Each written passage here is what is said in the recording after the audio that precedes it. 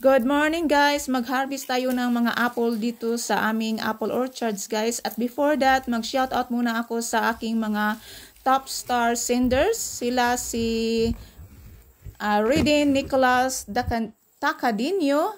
And then shoutout din sa inyo Boris Amihan Vlog and si Judith Arniego. Maraming salamat sa inyong lahat sa pagsuporta sa aking page at pagtitiwala ninyo guys kay Simply Pinay Ozy Ma'am. At guys, paki-follow din sa ating mga top star senders. Sila si Reden Nicholas Tacadinho, Boris Amihan Vlog at si Judith Arniego. So dito na tayo mag-harvest ako ng mga patatas guys, mga apples. Ito 'yun ang mga gala na hina-harvest ko ngayon. Mayroong pang nanawag. So they need more box of apples. So ito ang pag-harvest ng apples namin guys. So mayroon akong ito 'yun ang bag ko na ginagamit. This is apple picker bag.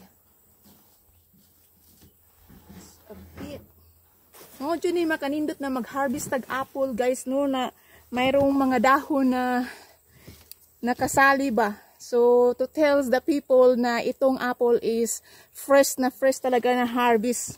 Kasi mayroon pang fresh na dahon. Ayan oh, mga gala ito guys. Mag-harvest tayo ng mga gala apple. Tumatawag ako sa market na before ako leaving from home. So tumatawag talaga ako kung they need anything. So nag-message sila sa akin na mag-pick ako more gala, isang box lang.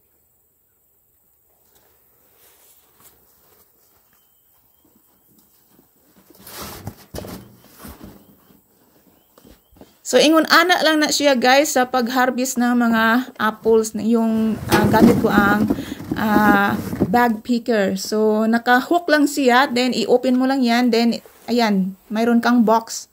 Ready na ito guys. So ganyan ang pag-harvest ng apple namin dito sa Australia. Pero ito sarili namin itong mga prutas. So I'm not hiring a apple picker kasi mag-harvest kami ng apple is every weekend. Is not harvesting all at once. So ito na ating gala apple. Thank you for watching.